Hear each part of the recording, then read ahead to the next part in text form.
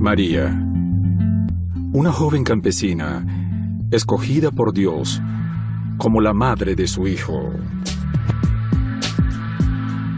En los 2 milenios siguientes a su muerte, miles de personas han reportado experimentar fenómenos sobrenaturales conocidos como apariciones marianas o visitas de María.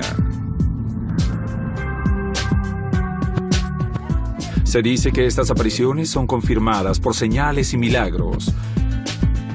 Pero, ¿pueden comprobarse los relatos de los videntes? Aparecen cosas en el lente de la cámara que no pueden verse a simple vista. Miles se reúnen para rezar y esperar por una visión de María.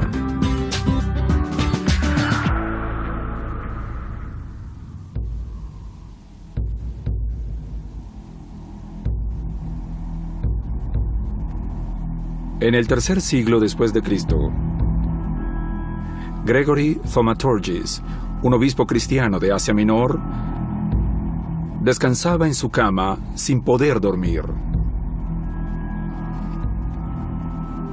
Le preocupaba el tener que escribir un sermón difícil. De pronto, 2 personas aparecieron en su recámara. Un hombre mayor y una mujer rodeada por una luz tan brillante que Gregory dijo haber tenido que entrecerrar los ojos. La pareja discutió espinosos asuntos teológicos frente a Gregory, mientras éste escuchaba con disimulo. Repentinamente escuchó una voz en un extremo de su recámara, una voz femenina que decía: adelante, explícale lo que significa Dios. Luego, ambos desaparecieron. Pero por la conversación, Gregory pudo determinar sus identidades. San Juan y María, la madre de Jesús. La visión de Gregory se convirtió en una piedra angular religiosa. Es la primera visión privada de María registrada en la historia. Una aparición es la capacidad de ver a un ser en estado sobrenatural que por lo general está más allá de ser detectado por los sentidos humanos.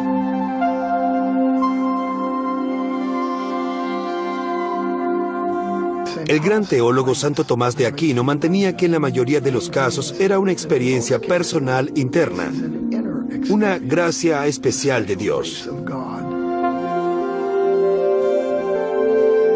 Una gracia especial para el individuo. Puede haber cientos de personas reunidas, pero nadie ve la aparición excepto el vidente.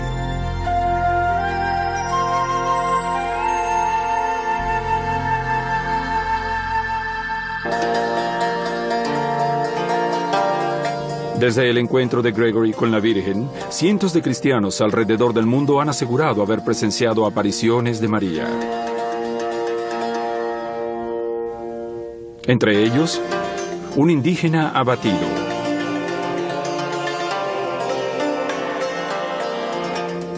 una monja francesa sin educación, niños pobres de Francia y Bosnia, y una mujer madura en el desierto de Mojave. Sí, señora. Las apariciones de María aún son una parte especialmente importante de la cultura católica. La creencia en María es muy importante en la cultura católica romana. Y como puede esperarse, la mayoría de estas apariciones son ante católicos romanos.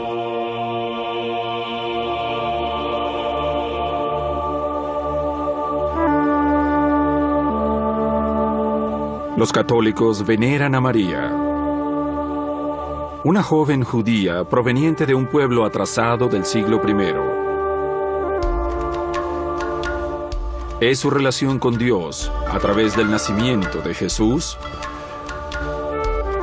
lo que la ha elevado tanto. Lucas, el evangelista, describió el momento conocido como la Anunciación.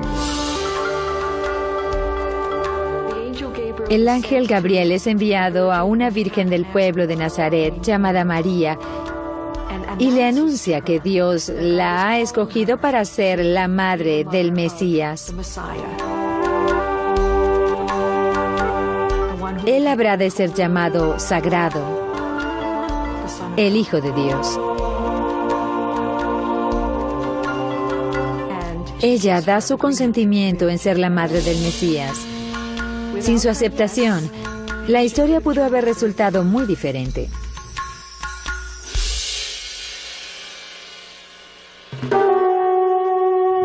Aparte del papel de María en el nacimiento de Jesús, la Biblia contiene muy poca información sobre su origen, familia o muerte.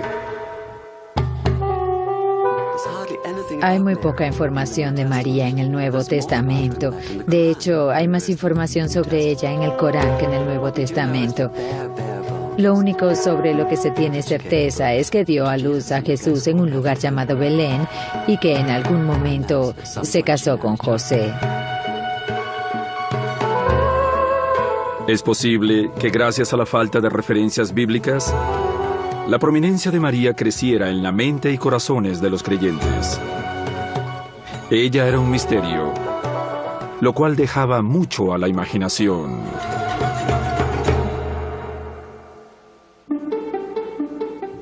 Para la Edad Media, la devoción por la Virgen María se había convertido en verdadero fervor religioso, al tiempo que el temor del juicio final se extendía a través de Europa. Las personas veían a María como alguien que podía interceder por ellos ante su Hijo y obtener su perdón, en especial a la hora de la muerte. En ese particular periodo de temor en la historia de la Iglesia Católica, los creyentes acudían a María por misericordia, porque ella era madre y tenía el corazón de una madre.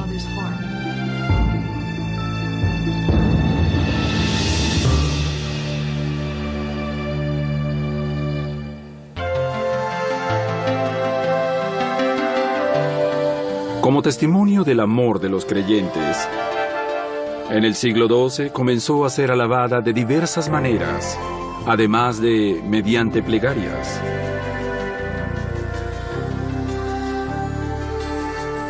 Se añadieron a las catedrales capillas dedicadas a Nuestra Señora. Se escribieron más himnos para ella y que hablaban sobre ella. Y comenzaron a registrarse sus apariciones. Había interés en documentar a las personas que reportaban experimentar visiones de la Virgen.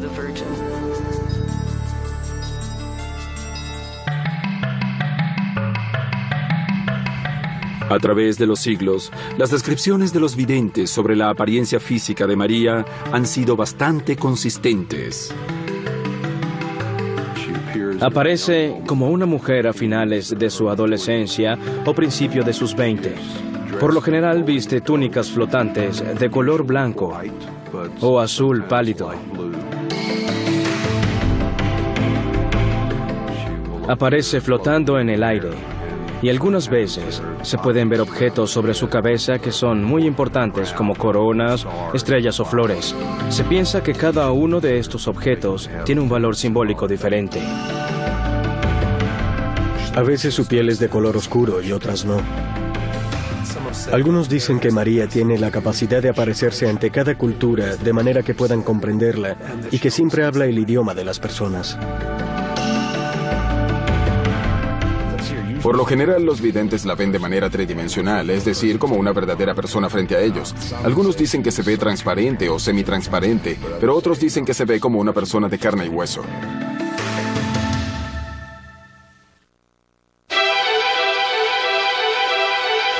La elección de María de sus videntes puede ser desconcertante. En el siglo XVI, su aparición ante un empobrecido y desmoralizado indígena de México afectó a millones de personas. Pero ¿es la historia de este hombre y su milagroso manto un mito perpetuado por los conquistadores cristianos? La fe del pueblo no depende de lo que dicen los críticos.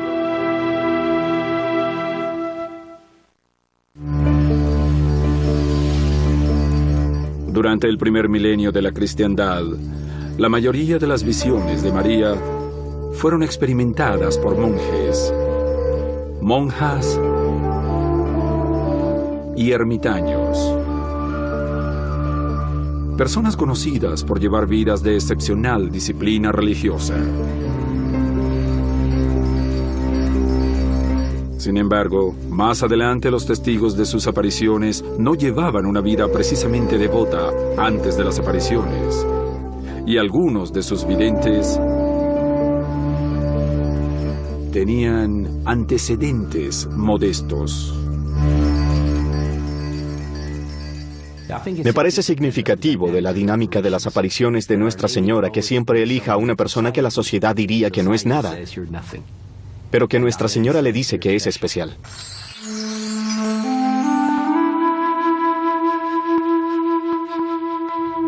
Y en el siglo XVI, esa persona especial fue un simple indígena, Cuatlactoacín,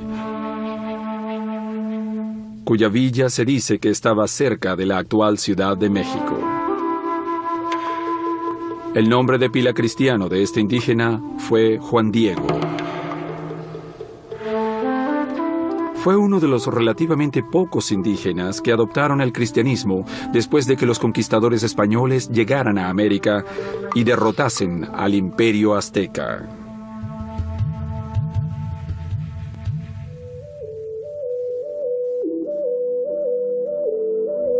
Según cuenta la historia, el 9 de diciembre de 1531, Juan Diego iba camino a la iglesia cuando María se apareció ante él.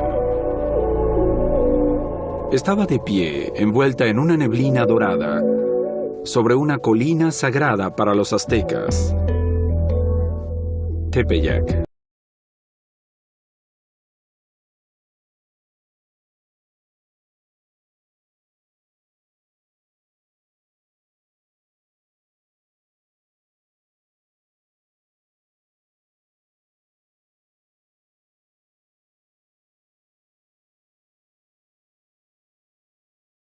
Y le dijera que construyese un santuario en la cima de la colina para que ella pudiese ayudar a todos los que rezaban.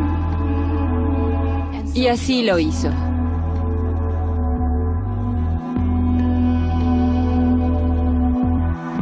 Naturalmente, el obispo no le cree en realidad, pero cree que era muy pastoral y lo escuchó. Despedido por el obispo, Juan Diego vuelve a ver a María de regreso a su casa.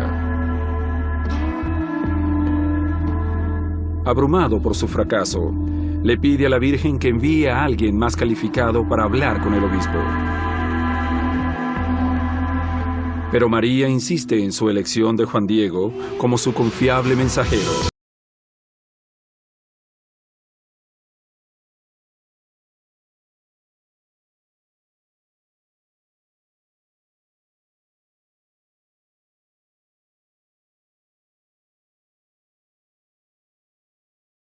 Al día siguiente, el obispo escucha con mayor atención el mensaje de María transmitido por Juan Diego. Y a pesar de que aún era escéptico, le pidió que le diera una señal de María. El 12 de diciembre, María le mostró a Juan Diego un rosal completamente florecido en la cima de la colina.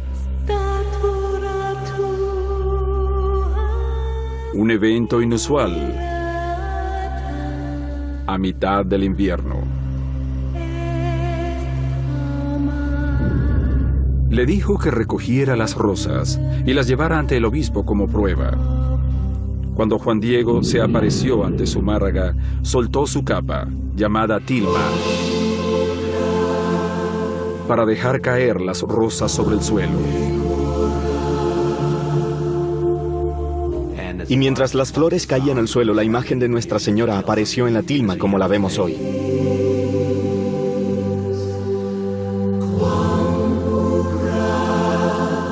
Conocida como Nuestra Señora de Guadalupe,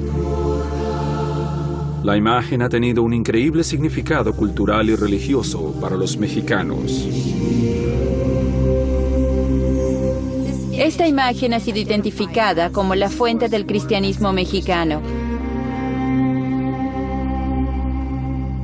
Y esta imagen continúa viva en las calles de Los Ángeles, de Brooklyn, Texas, El Paso, incluso en América Latina. Nuestra Señora de Guadalupe es la santa patrona de México. Y las personas colocan su imagen virtualmente en todas partes. En pastelerías, en taxis, en tatuajes de los jóvenes, en sus espaldas,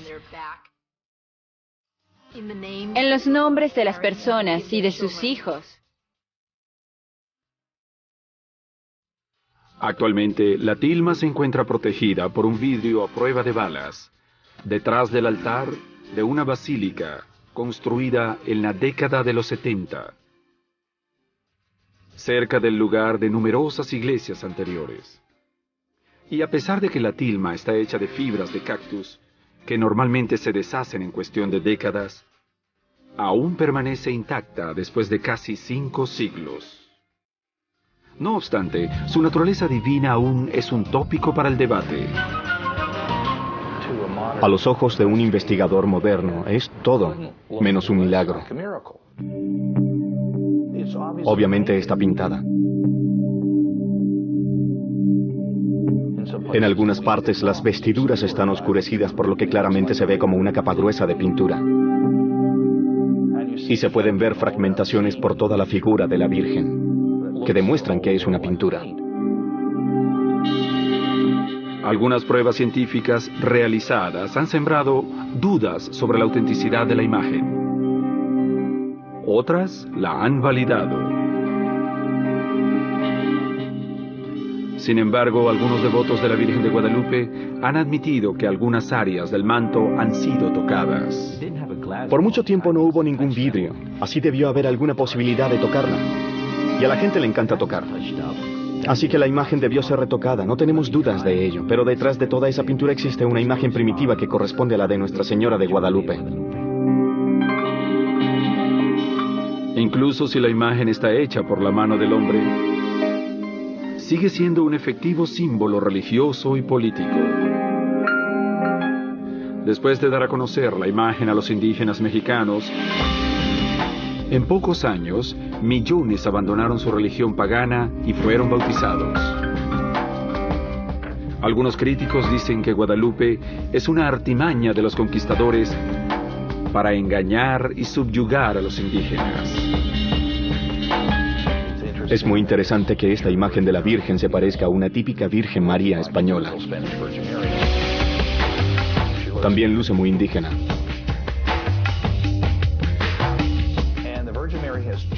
Y encuentro peculiar el sitio que escogió para su iglesia.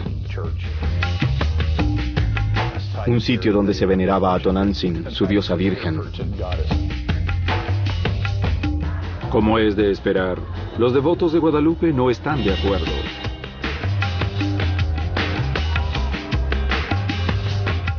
Pienso que Nuestra Señora llama a la iglesia a una conversión al cristianismo evangélico.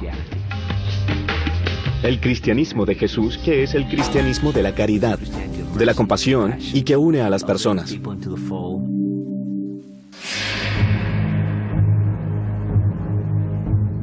Existe otro factor que genera discusiones.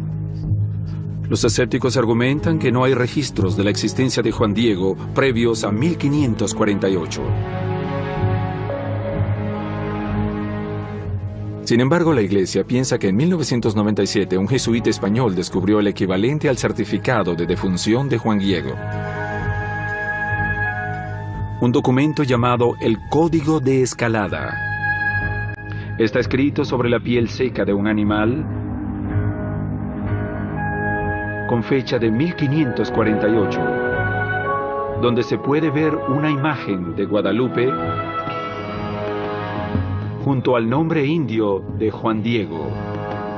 Tiene unas cuantas palabras mal escritas en español y la Iglesia piensa que esto le añade autenticidad.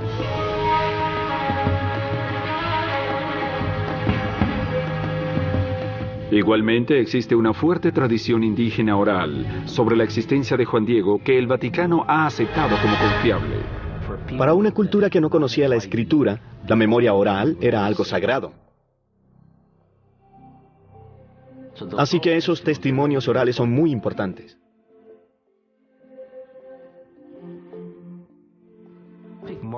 Cada día estoy más seguro de que Juan Diego fue un verdadero personaje histórico. Y el 31 de julio de 2002, el Vaticano estuvo de acuerdo. El Papa Juan Pablo II declaró santo a Juan Diego.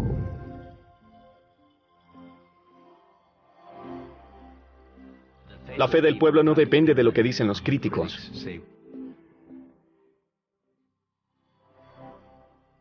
Me parece que Juan Diego hace que lo mejor de las personas salga a la luz. Estas personas tienen un profundo sentido de dignidad y orgullo. Y hoy en día, ella hace lo que una vez hizo por Juan Diego.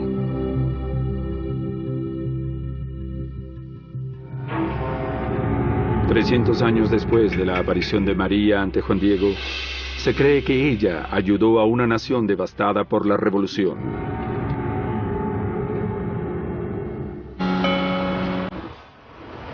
De todas las iglesias de París, Francia, la Virgen María supuestamente escogió visitar una sencilla capilla en la Rue du Bac a principios del siglo XIX. Esta aparición es considerada por los estudiosos como la primera aparición notable de la era moderna.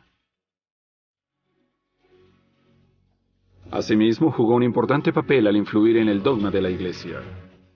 La visionaria Catherine Labouré, de 24 años, era una humilde hermana de la caridad que antes fue una iletrada campesina.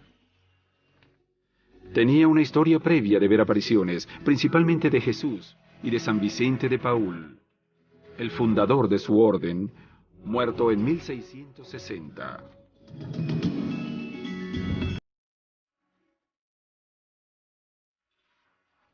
Algunos creen que era una mística.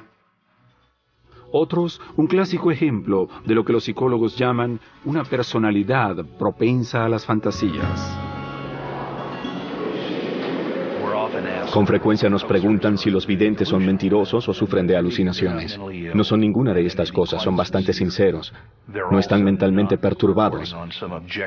Y lo que dicen no puede ser ni medido ni probado. Solo son diferentes.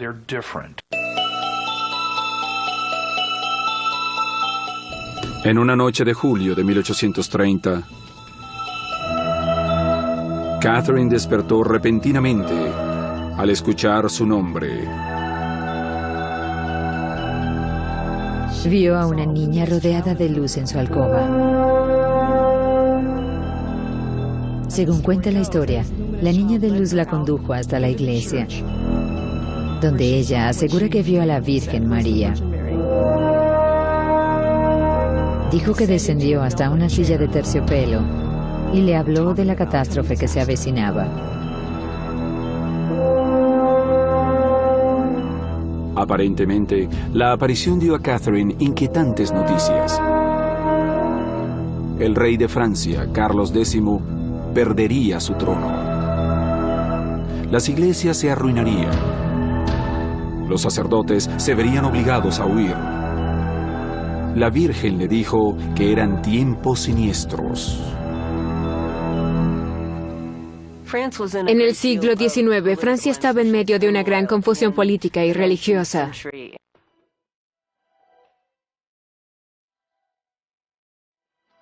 Las apariciones de París estaban en el contexto de la secularización de Francia.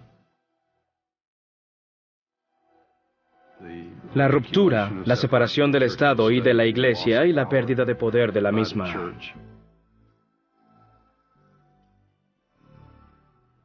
De hecho, la Iglesia Católica Francesa había sufrido significativas pérdidas de poder durante la Revolución Francesa. Pero la Iglesia sintió esperanzas cuando la monarquía francesa fue restaurada y Carlos X ascendió al trono en 1824. Mientras los revolucionarios despreciaban la religión, Carlos estaba del lado de la Iglesia. Y uno de sus lemas era, por el altar y el trono. El rey Carlos imaginaba un futuro donde el catolicismo recobraría el prestigio perdido en Francia. No obstante, una semana después de la aparición de Catherine, la infame Revolución de Julio estalló en París.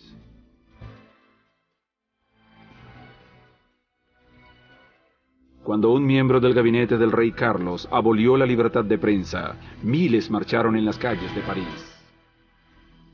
Las protestas se transformaron en sangrientas peleas callejeras, y hombres y mujeres franceses fueron asesinados. Catherine estaba sorprendida de que la Virgen hubiese dicho la verdad. Las iglesias eran destruidas y los obispos se contaban entre los muertos y prisioneros. Finalmente, Carlos huyó a Inglaterra.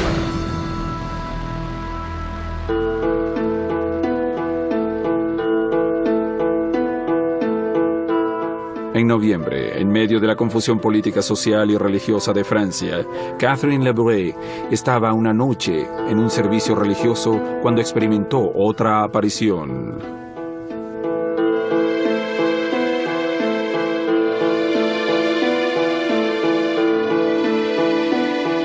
La aparición fue la Virgen María, manifestándose con un hermoso vestido blanco sobre un globo blanco al tiempo que sostenía entre sus dedos un globo dorado. Después comenzaron a formarse letras en el aire y a su alrededor. Resultó ser una plegaria. Santa María, concebida sin pecado, ruega por nosotros, los que recurrimos a ti. María supuestamente le dijo a Catherine que hiciera medallas con esas palabras grabadas. Catherine, con la ayuda de su obispo, creó las primeras medallas en el verano de 1832. Las medallas fueron un éxito inmediato, pues llegaron en un momento de gran ansiedad y temor en el país. Las personas sentían que les otorgaban favor divino, que experimentaban curas milagrosas, que eran salvados de incendios y enfermedades. Se conocieron como las medallas milagrosas.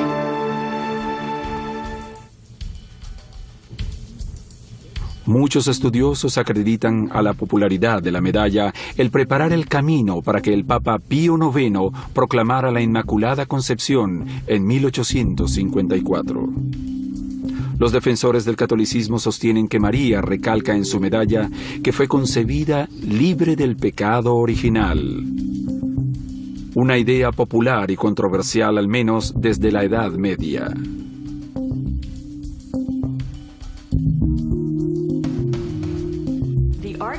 El argumento a favor era que no sería apropiado que fuese una mujer pecadora la que había dado a luz al Mesías, quien era puro y santo. A lo que los protestantes respondían que no se podía, cosa que no estaba en las Escrituras, por lo que estuvieron de acuerdo.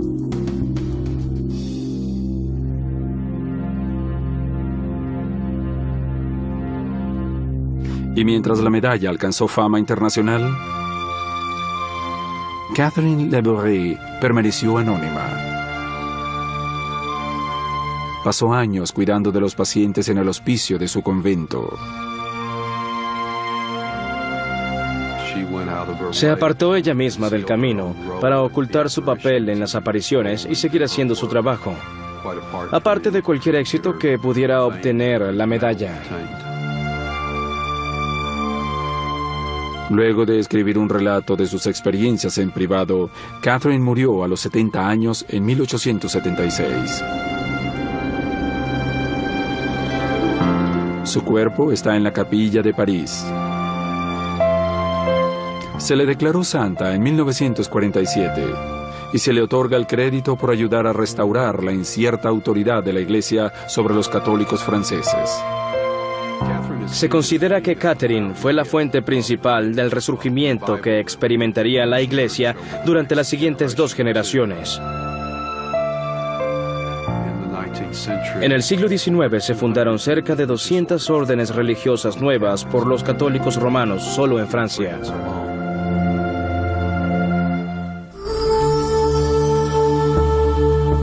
En 1846, una villa de los Alpes franceses, La Salette, fue el lugar de una significativa aparición que se destacó, pues los videntes eran niños.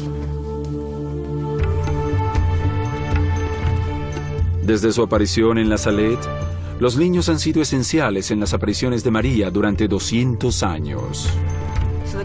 La pregunta que surge es ¿por qué la gente piensa que los niños son buenos videntes? La respuesta involucra el romanticismo de la idea de la niñez. Las personas ven a los niños como seres inocentes.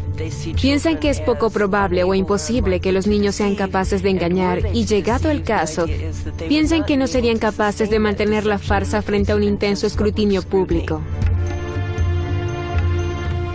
Sin embargo, ni Mélanie Calvat, de 14 años, ni Máximo Giraud, de 11, tuvieron una infancia ideal. Ambos habían sido abusados y abandonados por sus familias. Sus infancias y situaciones familiares eran muy duras y para ese momento trabajaban como sirvientes. Los niños conducían un rebaño de vacas un día de septiembre. Al mediodía, luego de despertar de la siesta, fueron a buscar algunas vacas que se habían perdido. Buscando en una ladera, vieron un globo de luz que se abrió para revelar a una mujer sentada en una roca. Lloraba con el rostro escondido entre sus manos y sollozaba fuertemente. Dijo que su hijo estaba disgustado por la falta de devoción religiosa de los aldeanos y que a menos que cambiaran inmediatamente, ocurriría algo desastroso. Les dijo que habría hambruna, a no ser que las personas se corrigieran, dejaran de maldecir, fuesen a la iglesia y cosas así. En cierto sentido, este mensaje no es grande, pero es muy diferente. Por lo general, ella dice, construyan una iglesia en este sitio. Esta vez no fue eso. Dijo que había que corregirse, por lo que es un nuevo enfoque y la aparición de La Salette es el primero. La dama instó a los niños a que transmitieran su mensaje a los aldeanos y les dijo a Mélanie y a Máximo que rezaran todos los días. Vieron a la mujer ascender al cielo en su globo de luz hasta que se perdió de vista. De inmediato reportaron su visión a sus patronos. Luego informaron al pastor de la aldea, quien relató los hechos al día siguiente en su sermón. Y rápidamente las personas empezaron a abarrotar el lugar. Fueron los aldeanos y no los niños quienes identificaron a la mujer como María e interpretaron sus palabras de acuerdo con esa identificación. La iglesia se lo tomó muy en serio y condujo varias entrevistas con los niños. Los niños carecían de toda fluidez, pero incluso el sacerdote más escéptico admitía que en cuanto comenzaban a hablar sobre la dama, todo en ellos cambiaba. De pronto adquirían una sencilla elocuencia y soportaron inquisiciones durante años sin desviarse. Mientras tanto, comenzaron a ocurrir eventos sobrenaturales en el sitio de la aparición. 2 soldados le pidieron a Máximo que les diera un recuerdo del sitio de la visión. Así que fue hasta allá y les trajo una roca. Como eran 2 soldados y una sola roca, decidieron partirla en 2. Al abrirla vieron un rostro y pensaron que era de Jesús. Años después de su experiencia mística, Mélanie y Máximo dedicaron su vida a la iglesia, pero ninguno pudo mantener una vida religiosa. Los videntes no llevaban una vida exactamente ejemplar. La iglesia lo resolvió diciendo que los videntes habían cumplido con su propósito. y que ahora era trabajo de los teólogos el interpretar las visiones.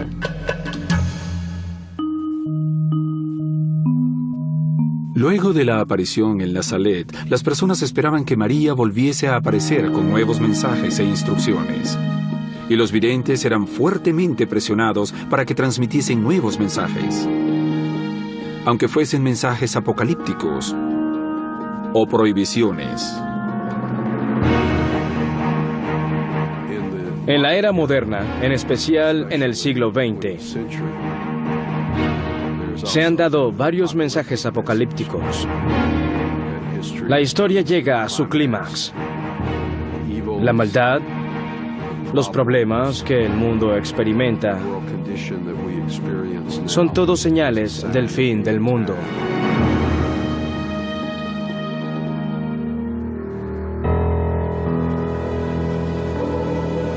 El 18 de junio de 1961, en la aldea San Sebastián de Garabandal, 4 niñas fueron supuestamente escogidas por la Virgen María para transmitir una profecía apocalíptica.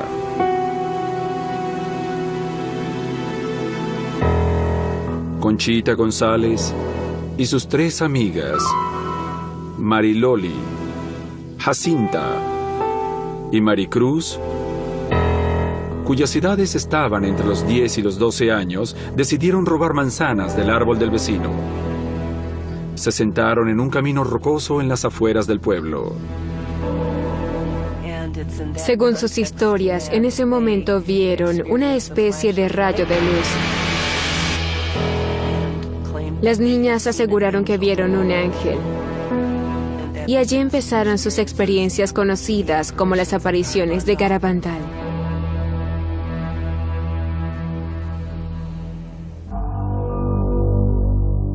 A partir del 2 de julio, las niñas aparentemente experimentaron la primera de más de 2000 apariciones de la Virgen María durante un periodo de más de 4 años. Las niñas caían en un supuesto trance profundo, mientras miraban fijamente un punto sobre sus cabezas. Frente a la vigilancia de un sacerdote, los aldeanos probaban a las niñas encendiendo y apagando luces frente a sus ojos, las sacudían. Incluso se dice que les clavaban alfileres. Según algunos observadores, nada parecía sacarlas de su trance. Pero no todos creían en las visiones de las jóvenes. Supuestamente, si pinchas a alguien con un alfiler y no reacciona, entonces es que debe estar en trance. Bueno, un buen actor también puede lograr eso. La verdad es que eso no prueba nada. Es tonto.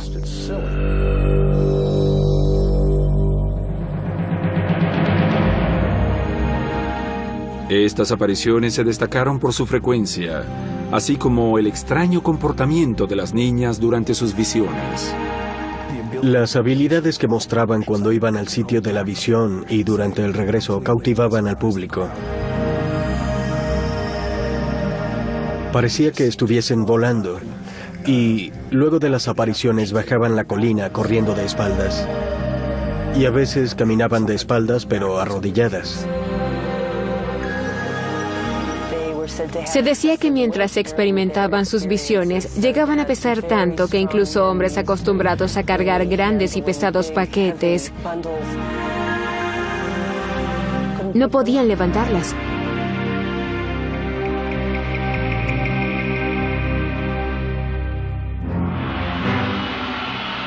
Y no siendo suficiente su extraño comportamiento, los aldeanos quedaron atónitos al escuchar los terribles mensajes que las videntes aseguraban que la Virgen María les había dado.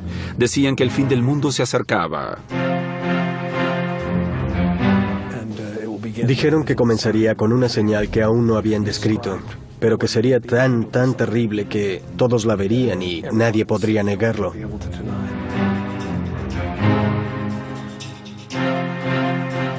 Después de eso vendrían las advertencias, eventos que serían la señal de Dios para convertirse y arrepentirse de inmediato. Y luego vendrían los castigos, que ellas describían como terribles. Terribles eventos que castigarían a los malvados y elevarían a los justos.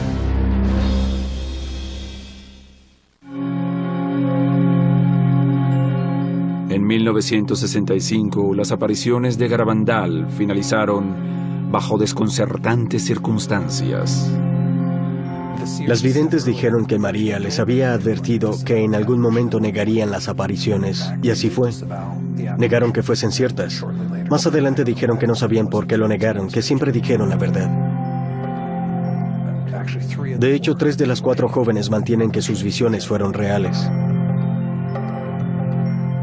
Algunos devotos de Garabandal explican que las niñas se retractaron como resultado de la presión de la diócesis de la iglesia local. Aunque las videntes no hablan en público actualmente, 3 de ellas insisten en que el apocalipsis ocurrirá durante sus vidas. Desde ese momento se han mantenido como fervientes católicas y dicen sentir que lo que ocurrió cambió sus vidas.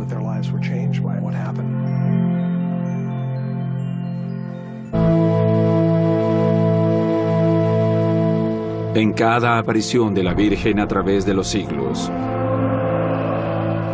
las comunidades y los oficiales de la Iglesia han buscado pruebas que corroboren tales visiones. Por lo que siempre buscan señales que acompañen a la visión. A veces puede ser una inusual formación de nubes, milagros del sol, patrones de líneas de color que consideren como una imagen religiosa importante. Por largo tiempo, la Iglesia Católica ha considerado los milagros curativos como la mejor prueba de las apariciones y los definen con precisión.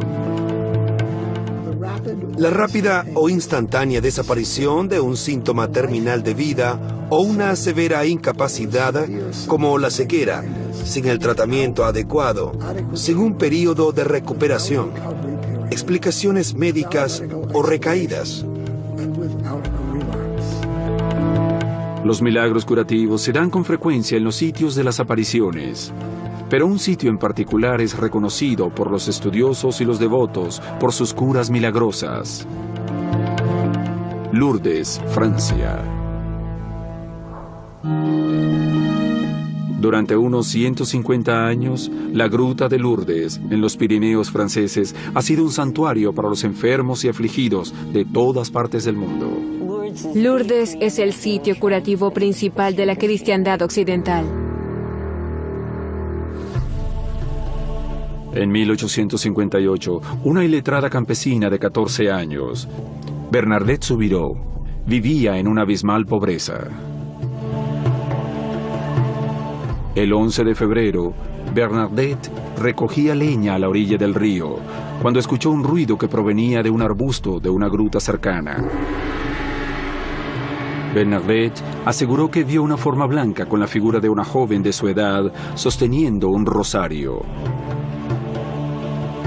No identificó a la aparición como la Virgen María.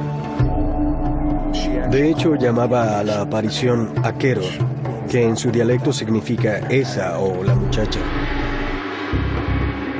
Para el 18 de febrero y la tercera aparición de la imagen, los aldeanos habían identificado a la joven como la Virgen María. Se dice que la visión habló a Bernadette y le pidió que fuese a la gruta por 15 días más. Así lo hizo, y cada vez que iba, se quedaba de pie sin moverse, a veces tan solo sonriendo o moviendo los labios, como si le hablara a alguien invisible. Los que la observaban quedaron aún más desconcertados por sus acciones el 25 de febrero, en lo que se describe como otra aparición. Se arrodilló en el suelo y comenzó a escarbar solo con sus manos, hasta que finalmente halló un lodo que burbujeaba. Luego comenzó a pasarlo por sus manos y su cara. Los aldeanos no sabían qué pensar. Al parecer, la aparición le había ordenado beber y lavarse en ese sitio. Más tarde ese mismo día, los aldeanos cavaron más hondo y hallaron una fuente. Casi de inmediato, se le atribuyeron propiedades curativas a esas aguas. el agua de Lourdes se consideró milagrosa, y lo más significativo acerca de lo que allí sucede, se construyó alrededor de la fuente y del sitio de la aparición.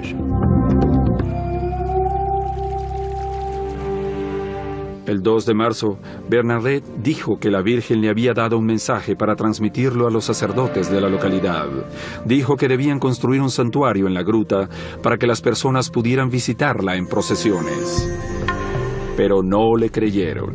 El sacerdote de la parroquia, Dominique Peyramal, consideró que las declaraciones de Bernadette no eran más que un extraordinario engaño. Se vio sometida a un tortuoso escrutinio debido a su clase social. Y Monseñor le preguntó, ¿en verdad esperas que crea que tú viste a la Santa Virgen? Ella respondió, no, Monseñor, no es mi deber hacer que usted me crea, mi deber es transmitirle el mensaje que ella me dio.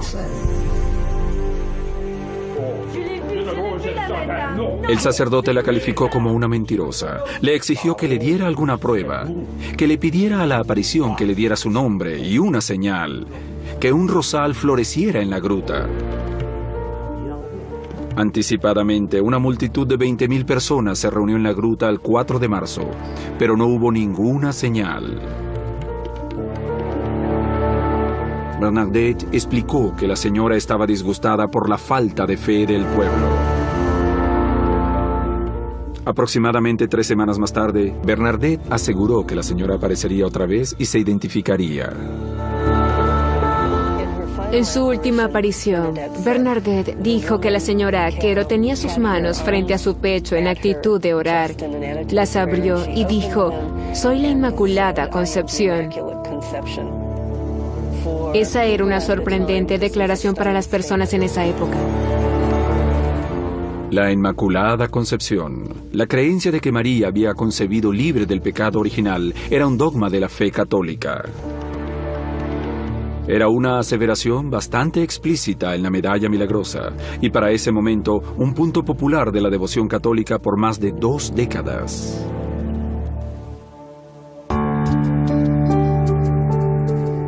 La gruta de Lourdes se convirtió en un sitio oficial de oración a pesar de los esfuerzos de los oficiales locales de desvirtuar las propiedades curativas del agua.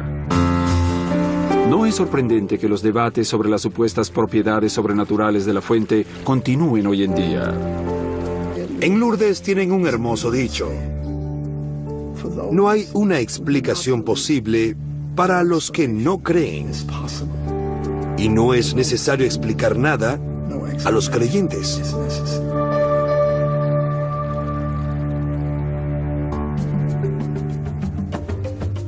Solo un reducido número de casos han sido de hecho oficialmente certificados como milagros por el Cuerpo Médico de Lourdes. Este organismo ha investigado y certificado los milagros atribuidos a la gruta desde 1884. Para que una curación en Lourdes sea certificada como milagrosa, se deben tener todos los documentos referentes a la condición médica antes de haber visitado la gruta. La curación debe ser instantánea y completa. Debe durar más de 5 años. Después, todos los documentos médicos son remitidos a una comunidad internacional de doctores, no todos necesariamente católicos. De los cientos de miles de curaciones reportadas en Lourdes, solo 66 han sido declaradas como milagrosas. Irónicamente, Bernadette nunca disfrutó de buena salud en toda su vida. Sufría de asma y nunca encontró alivio para su mal en las aguas de Lourdes. 2 años después de las apariciones, entró en un convento en Nevers. Llevó una vida bastante ejemplar a pesar de ser dura. En el siglo XIX había mucha preocupación de que las videntes como Bernadette no fuesen presuntuosas. Las hermanas del convento decían que nadie barría y limpiaba el suelo de rodillas más a menudo que Bernadette. Ella decía, soy una escoba.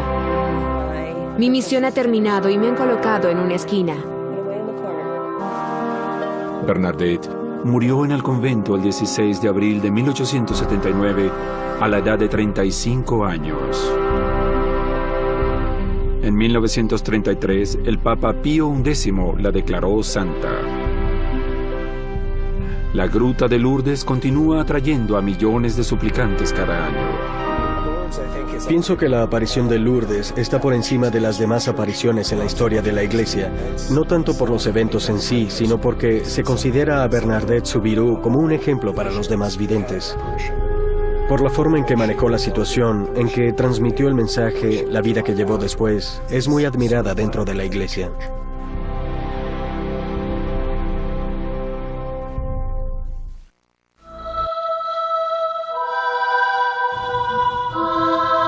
Desde el tercer siglo después de Cristo, se han registrado imágenes milagrosas de María y otros personajes santos o símbolos en los muros y las ventanas de las iglesias y en otros lugares públicos.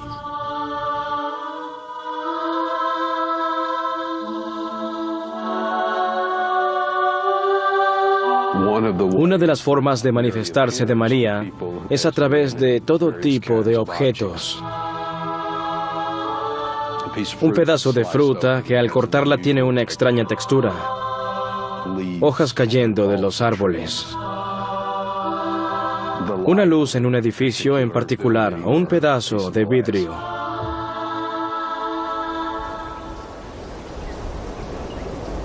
De las cientos de apariciones reportadas alrededor del mundo, los creyentes consideran especialmente significativos los ejemplos de Egipto e Irlanda.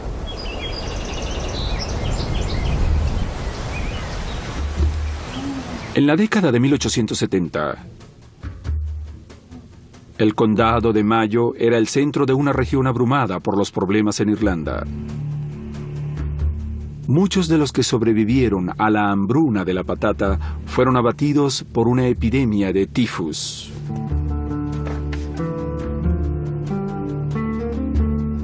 Era una de las regiones más pobres del país. Era el 21 de agosto del año 1879. En la aldea de Knock, un gran grupo de parroquianos caminaba cerca de la iglesia local. De pronto, notaron una extraña luminosidad que cubría el frontón sur. Apareció una agrupación de figuras estáticas.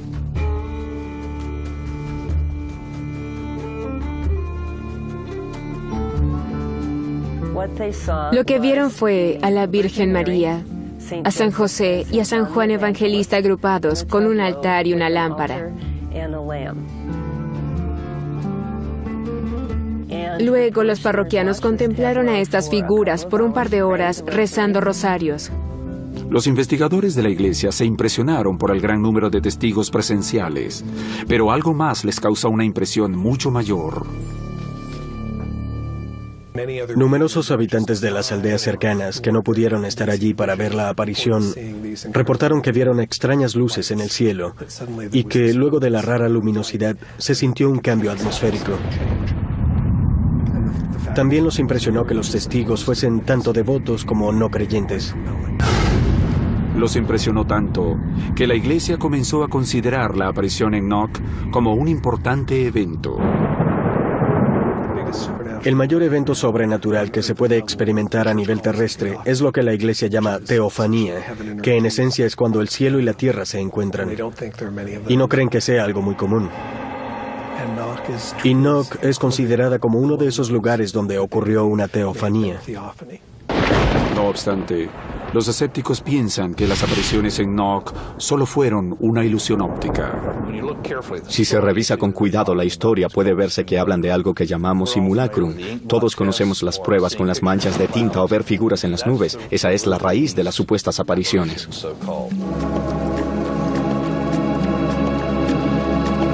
A pesar de lo que dicen los escépticos, el fenómeno tuvo un tremendo impacto en los creyentes. Muchos tomaron trozos del revestimiento de la pared buscando un recuerdo religioso. Muchos creyentes sostienen que María visitó Irlanda Occidental porque sus habitantes tenían gran necesidad de tener esperanzas y ayuda del cielo.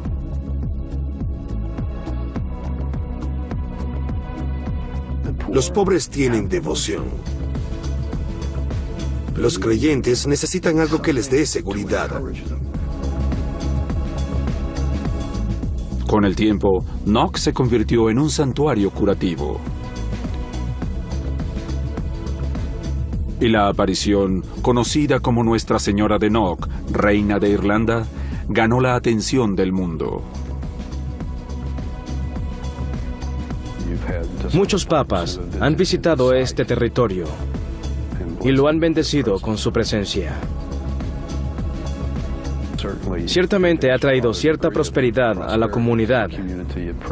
En la actualidad reciben a cientos de miles de visitantes cada año. Es parte importante del mundo mariano.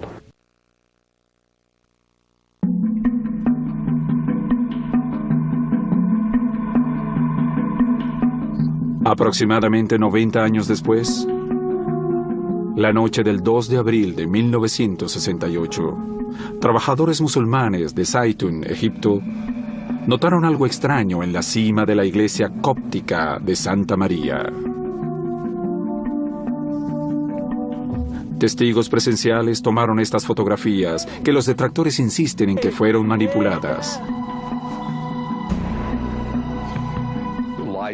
Esa noche vieron luces sobre la catedral y las personas de pronto vieron una gran aparición de una mujer caminando sobre el domo de la catedral. Se movía alrededor del domo, a veces rezando, otras veces bendiciendo y otras veces moviendo su cabeza arriba y abajo por un rato. Al principio no estaba seguro de si lo que veía era real o no. Podían ser alucinaciones o sombras de las luces de la calle. Pero pocos segundos después, estaba seguro de ver a una mujer real, de pie a unos pocos metros de donde estaba. El viento movía el manto de su cabeza y de sus hombros. Fue asombroso.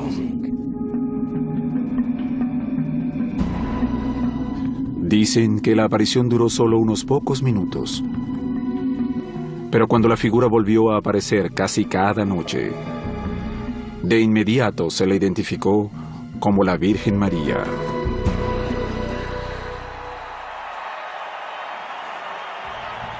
La iglesia se convirtió en objeto de vigilia por parte de muchos, musulmanes inclusive, quienes veneran a María por su posición prominente en el Corán. En todo el Corán se le identifica como A, una mujer de fe, B, en la misma línea de los profetas, y C, siempre que se menciona a Jesús en el Corán se hace también con gran reverencia, siempre es Jesús, hijo de María. Es como su etiqueta, se le identifica por el nombre de ella. Muy pronto, miles reportaron haber visto a la Virgen María en la cima de la iglesia. Lo interesante es que primero 10.000 personas dicen que la vieron, después 100.000 personas dicen haberla visto. Finalmente hay más de 1 millón de personas que dicen haber visto a la Virgen María en esta catedral, y la mayoría ni siquiera son católicos. Uno de estos no católicos que dijo haberla visto fue el presidente de Egipto, Gamal Nasser. La noticia se esparció por todo Egipto y más allá.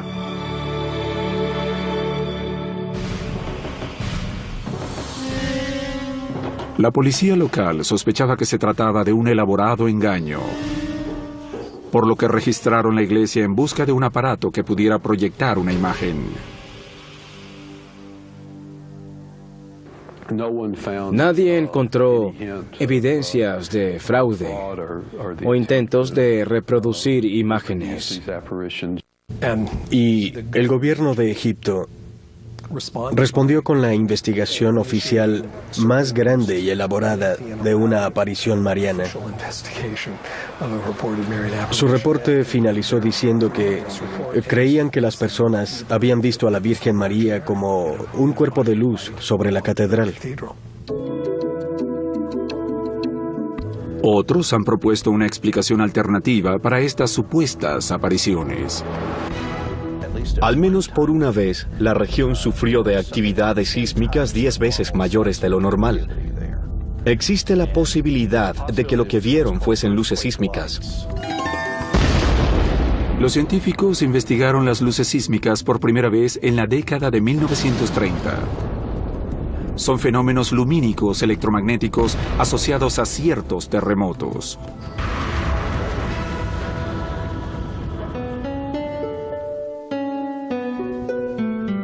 Se reportó que se vio la aparición de María en la cima de la catedral cientos de veces en más de 3 años, y que la visión podía durar desde unos minutos hasta 9 horas. Aunque no hubo mensajes de la Virgen en Seytown, algunos han interpretado que su simple presencia es muy significativa para sus devotos. Los musulmanes consideran que los cristianos están benditos y son parte de la vigilia porque creen en la visión, la cual ha creado alguna clase de unión entre musulmanes y cristianos.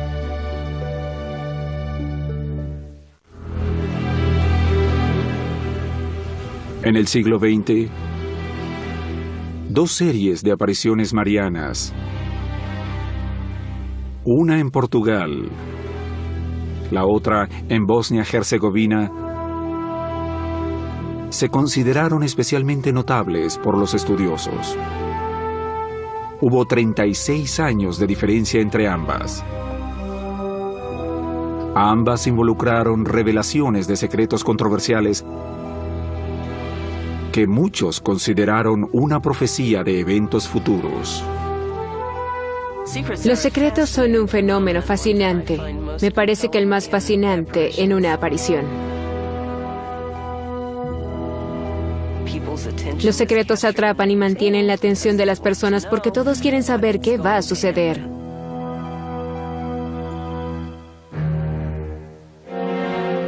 El 13 de mayo de 1917, 3 pequeños pastores, Lucía dos Santos, de 10 años,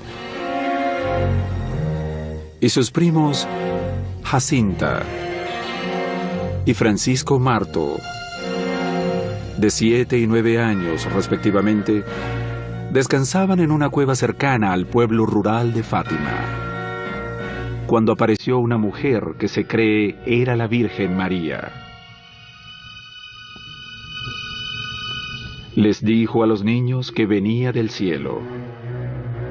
Después les pidió que fuesen a verla en el mismo sitio el 13 de cada mes hasta octubre. Rápidamente la noticia de la aparición se extendió en la aldea y sus alrededores. Durante la aparición del 13 de julio, los observadores se alarmaron por el comportamiento de Lucía. Se puso pálida y empezó a llorar aterrorizada. Más tarde le preguntaron qué pudo decir la señora que la perturbó tanto y ella respondió que era un secreto. Le preguntaron si era un secreto bueno o malo. Ella dijo bueno para algunos, malo para otros.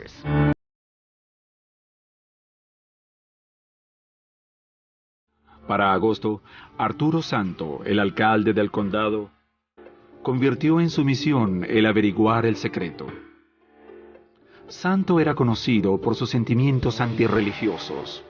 Según las historias, sometió a los niños a brutales interrogatorios. Los secretos se convirtieron en videntes. Los videntes deben enfrentar un sinnúmero de interrogatorios y deben resistir el deseo de revelar los secretos. El silencio se considera una prueba de autenticidad.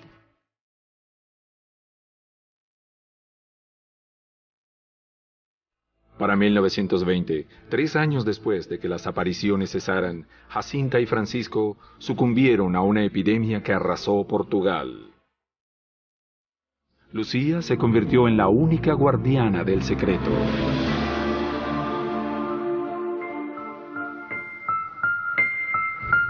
Lucía entró a un convento en 1925 y no fue hasta la década de los 40 cuando comenzó a revelar los secretos poco a poco en sus memorias. Según Lucía, el secreto constaba de 3 partes. La primera, una visión del infierno, un sitio de terribles sufrimientos donde María les dijo que van los pecadores. La segunda parte del secreto era una profecía donde María decía que Rusia debía convertirse. Que de no convertirse habría más guerras, se fomentarían los problemas en la iglesia. En otras palabras, ocurrirían grandes desastres.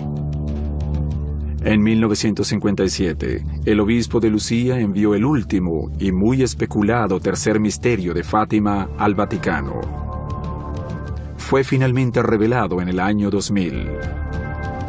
Profetizaba el asesinato de un sacerdote vestido de blanco. Juan Pablo II siempre fue devoto de la Virgen María, pero su devoción por la Virgen de Fátima creció luego del intento fallido de acabar con su vida el 13 de mayo de 1981.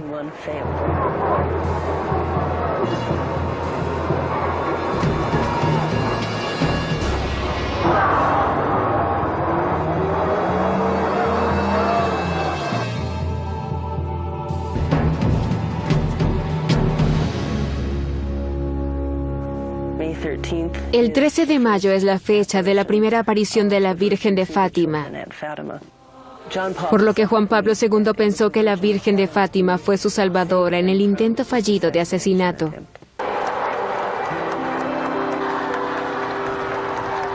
El 13 de mayo de 1982, Juan Pablo II fue a Fátima para colocar la bala del ataque en la corona de la estatua de la Virgen. En las visitas posteriores de Juan Pablo II a Fátima, no solo conoció a Lucía, sino que el 13 de mayo del 2000 beatificó a sus primos, Jacinta y Francisco Marto. El secreto de la Virgen de Fátima afectó profundamente a tantos católicos romanos que las apariciones marianas siguientes también serían en escenarios dramáticos.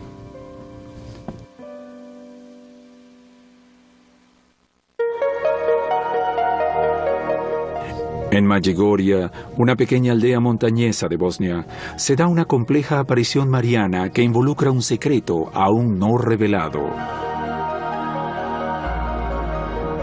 Las profecías apocalípticas en el corazón de Medjugorje son más ominosas e inmediatas que las de otras apariciones anteriores. El 25 de junio de 1981, 6 jóvenes cuyas edades iban desde los 10 a los 20 años comenzaron a reportar apariciones diarias de la Virgen. Después de muchos meses, los videntes aseguraron que María había prometido darles 10 secretos a cada uno. Dijeron que los secretos le concernían a la Iglesia Católica y al mundo entero, y que serían revelados gradualmente. ¿Los 10 secretos son los mismos para todos o cada uno tiene 10 secretos diferentes? ¿Habrá secretos que coincidan o no? La verdad es que no sabemos.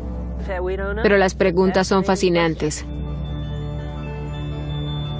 Parte del escepticismo se enfocó en el comportamiento idéntico de los jóvenes durante las apariciones.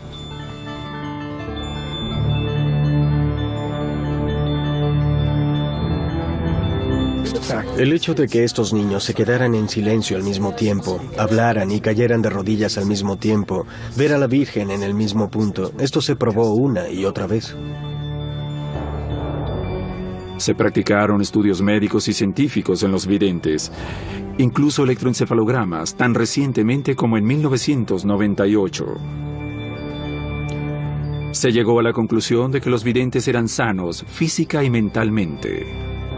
No estaban mintiendo ni alucinando y experimentaban algo inexplicable más allá de la comprensión científica. Se dice que durante sus experiencias, los videntes están en estado de trance. Por supuesto que el hecho de que estén en trance no es una garantía del contenido de la visión, pero los devotos perciben esto como una señal de autenticidad.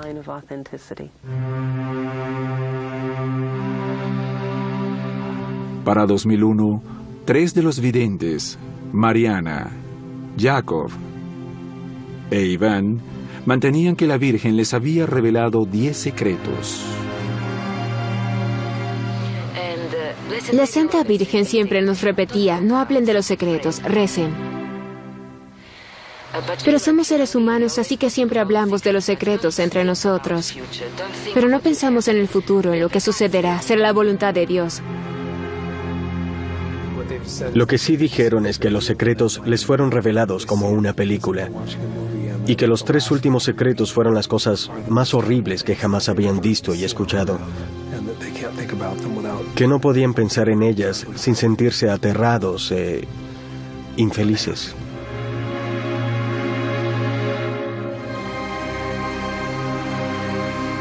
Aparentemente, María ha permitido que se revele el tercer secreto. Los videntes afirman que luego de concluir las apariciones, una señal permanente e indestructible emergerá en la colina de Petbrodo. El primer lugar de las apariciones en Medjugorje. Y una vez que emerja la señal, el tercer secreto, comenzará el período de los más terribles eventos en la historia de la humanidad. Cerca de 20 millones de personas han visitado Medjugorje, convirtiéndola en uno de los puntos de apariciones marianas más visitado en el mundo. A mediados de los años 80 se organizaron grandes peregrinaciones de estadounidenses a Yugoslavia. Cuando regresaron a Estados Unidos, fundaron centros marianos, publicaron periódicos marianos, organizaron conferencias marianas. Así que en el último par de décadas, Estados Unidos ha visto un florecimiento de apariciones junto al interés del público en estas apariciones de la Virgen.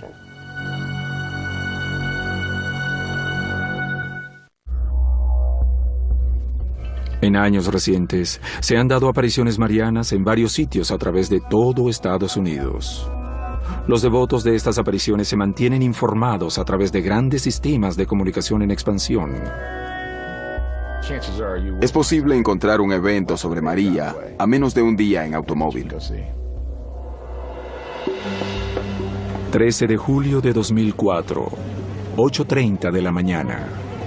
En un día particularmente caluroso en el desierto del sur de California.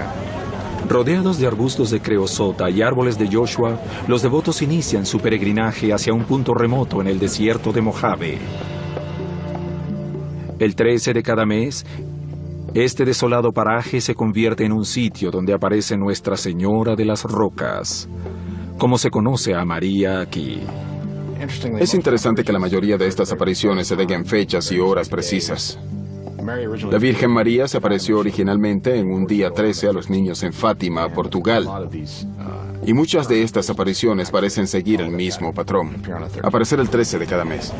Mientras esperan por la llegada de una carismática visionaria conocida por todos, los peregrinos rezan para que se curen sus enfermedades, esperando con anticipación experimentar un milagro. Verán los rayos del sol, verán muchas cosas extraordinarias en el cielo, numerosas revelaciones porque Nuestra Señora está aquí. Sufro de una falla renal junto a otros grandes problemas, pero la Santa Virgen ha intercedido por mí y cuando vengo aquí soy una persona feliz. Estoy aquí porque la Madre Bendita se aparece aquí y nos transmite mensajes. Muchos vienen buscando entenderse a sí mismos, el mundo que los rodea y el mundo posterior a este. Un ritual común en este lugar de apariciones, así como en otros en el país, es fotografiar figuras en el cielo supuestamente milagrosas. Las fotografías constituyen una prueba para los devotos de la autenticidad de las apariciones. Muchos toman fotografías a menudo con la esperanza de que aparezcan luces o la propia María y que las imágenes sean una prueba de su presencia. Las visiones solo pueden ser captadas por la lente de una cámara. En esta fotografía la Virgen María está de frente. Un gran velo le cubre la cara. En otra fotografía aparece con las manos en el aire. Tengo 2 fotografías como esas. Una vez me dijeron que la Santa Virgen viene del sol, por lo que he tomado fotografías al sol todo el tiempo. Se ve como un gran óvalo luminoso con una torre en la cima. Existe una imagen muy popular llamada la Puerta Dorada del Cielo, en referencia al pasaje bíblico del libro de las Revelaciones donde dice: después de esto vi y contemplé una puerta abierta al cielo. Este supuesto patrón sobrenatural solo es captado por cámaras fotográficas Polaroids al apuntar directamente al sol. Sin embargo, los investigadores señalan que la llamada puerta del cielo puede ser una ilusión óptica. Sucede cuando fotografías algo tan brillante como el sol o una lámpara de luz halógena. La lente se sobrecarga, por lo que se ve una figura muy brillante con la forma de una puerta y rayos de luz saliendo por los lados. Por eso se ve como la puerta del cielo, excepto que es solo la puerta de la cámara. A las 11 de la mañana, María Paula Acuña, de 52 años, llega en una camioneta. Es la vidente de Nuestra Señora de las Rocas. Acompañada por sus seguidores, reza junto a la multitud. Salve María, llena eres de gracia, el Señor está contigo. Mientras se dirige al improvisado altar, en el punto donde experimentó la aparición por primera vez. María Paula afirma que ve a la Virgen María regularmente y que ha recibido mensajes de ella desde 1990.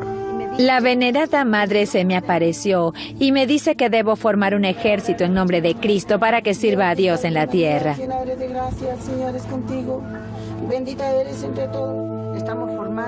Estamos formando algo como las Hermanas de la Caridad, una misión de fe. Las Hermanas de María de la Caridad. Esas personas tienen una fe implícita en ella y en sus visiones. Sí, buena señora. Se ve como una joven mujer muy hermosa.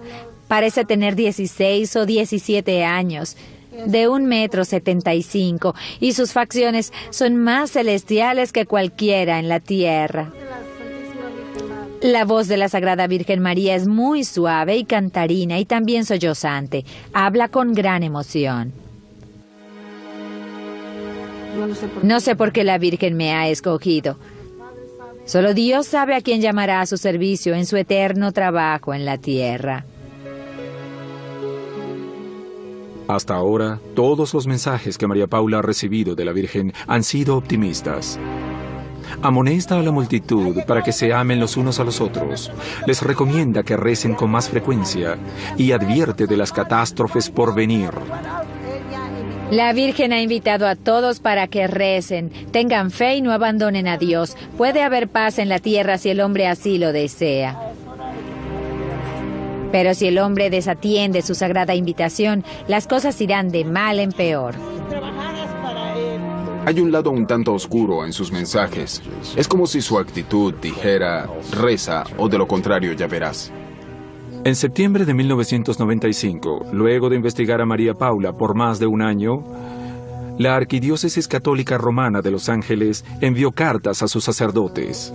Declaraban que el fenómeno de Nuestra Señora de las Rocas no era aprobado por la Iglesia. Desde un principio tuvimos pruebas de que las personas solo iban al desierto esperando ver milagros, esperando ver algo espectacular y no precisamente conectado al hecho de rezar. Dicen que existe una fina línea entre la fe y la superstición, y que cuando te aventuras en la superstición, te aventuras en la fe sin apoyo. María Paula no está preocupada por el rechazo de su ministerio por parte de la arquidiócesis. Yo siento mucha paz porque la palabra del cielo ilumina mi camino. Obedezco. Obedezco la ley de la Iglesia en la tierra, pero también obedezco la voluntad de Dios. Obedezco sus sagradas órdenes de consolar a mis hermanos y otorgarles paz de Dios. Los devotos de Nuestra Señora de las Rocas no parecen afectados por la decisión de la Iglesia sobre María Paula.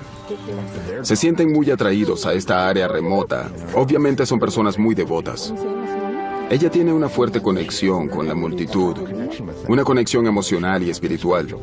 Y mientras ella trata de abrirse paso a través de la multitud, se puede ver en sus rostros que desean tocar a María Paula y que ella los toque. Es una conexión muy fuerte.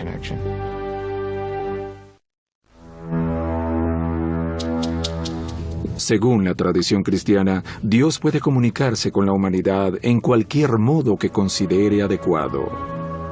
La Iglesia Católica cree que históricamente uno de esos modos han sido las apariciones cristianas. Durante siglos la Iglesia ha estudiado estas apariciones para comprobar su autenticidad. Para la Iglesia, estos fenómenos pueden tener varias explicaciones. Pueden ser genuinas o alucinaciones o diabólicas. Es decir, una trampa del diablo. La Iglesia se toma las apariciones de la Virgen María con mucha seriedad. Las investigan tanto como sea posible porque tienen el deber de asegurarse de que los creyentes no sean engañados, traicionados o lastimados por una aparición. En el siglo XVIII, el Papa Benedicto XIV escribió que solo después de una cuidadosa investigación podría permitirse publicar el evento para el conocimiento y bien de los creyentes. Lo que básicamente alegó fue que las apariciones no tendrían mayor rango que el otorgado por la fe de los hombres, y que su validez no es mayor que la de las Sagradas Escrituras, por ejemplo. También dijo que luego de intensos escrutinios, cuando una aparición sea declarada auténtica y sea publicada al mundo, se podría construir un lugar para orar, pero que de hecho ningún cristiano católico está obligado a creer en las apariciones. En 1978, la Congregación de la Doctrina de la Fe del Vaticano estableció directrices para que los obispos pudiesen valorar las declaraciones de apariciones privadas.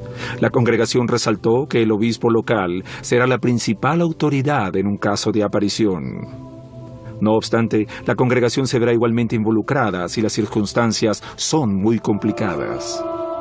Con el tiempo, la aprobación papal se interpretaba por una visita del Papa o la ilusión de que el Papa también hubiese visto dicha aparición. Pero no es nada muy formal. No hace muchos años, el Papa Juan Pablo II visitó Fátima, lo cual fue visto como un alto nivel de aprobación.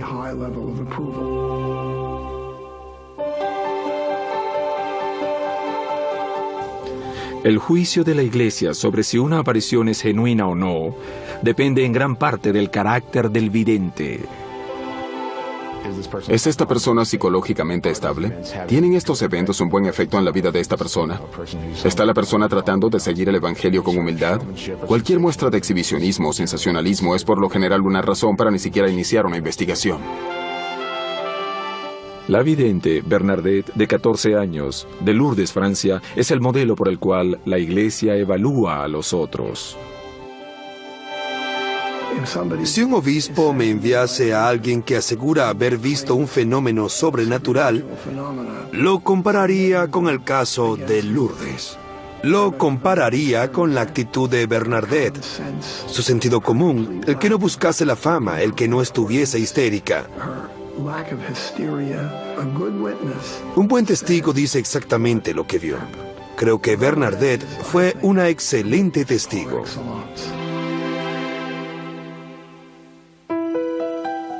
Igualmente, la Iglesia debe juzgar la calidad de cualquier mensaje de María transmitido por el vidente. El mensaje debe ser completamente consistente con la fe cristiana y con las enseñanzas de la Iglesia. Y también debe tener sentido común. He hablado con un sinnúmero de personas que me han dicho que el mundo estallará el próximo martes o cosas así. Pero las enseñanzas de la iglesia no tienen nada que ver con esas revelaciones privadas.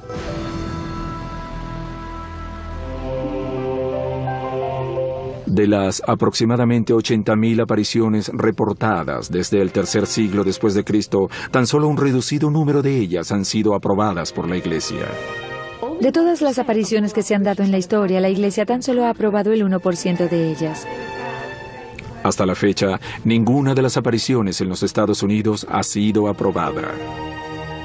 Entre las apariciones de Europa que ganaron aprobación están la de Catherine Labouré en 1830.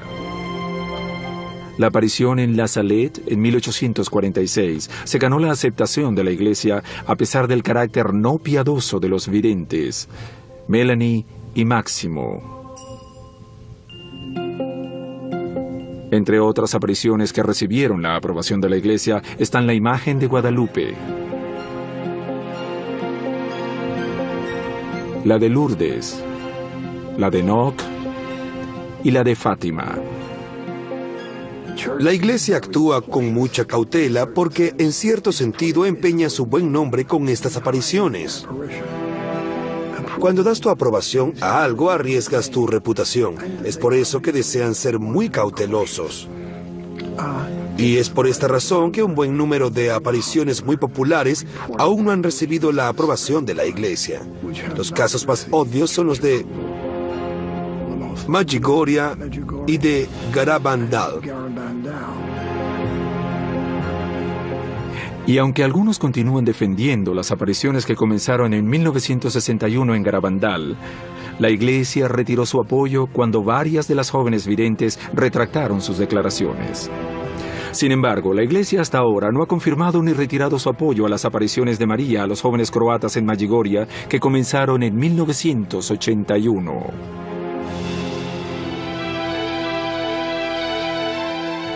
Hoy en día, millones de creyentes de María continúan trasladándose a los sitios de sus apariciones, buscando y tal vez sintiendo lo que necesitan. Para los devotos, los mensajes de María pueden ser una voz que llama a la bondad y la moderación.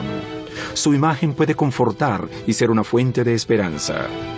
Ya sean estas apariciones autenticadas por la Iglesia o no, unos cuantos pueden decir que creer en la bondad, la equidad y el amor, todo lo que la Virgen María representa, es el verdadero milagro.